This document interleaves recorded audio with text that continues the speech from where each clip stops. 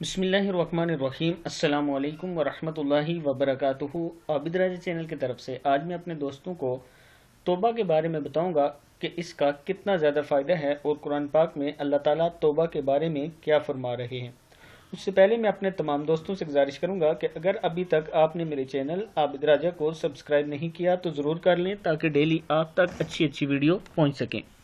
तो स्टार्ट करते हैं आज का लेसन। बिस्मिल्लाहिर्रहमानिर्रहीम।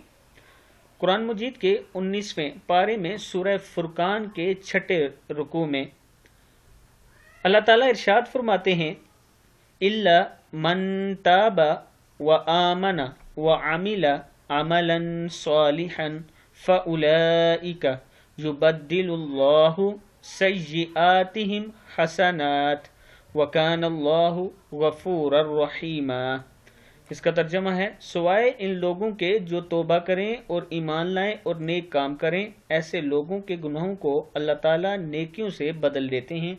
अल्लाह ताला बख्शने वाले और मेहरबानी करने वाले हैं। अब मैं अपने दोस्तों से कहूँगा कि अगर आप अल्लाह ताला से तौबा करते हैं, जितनी ज़्यादा तौबा करेंगे, इस्तगफार करेंगे, अल्लाह ताला आपको माफ़ करने वाले हैं।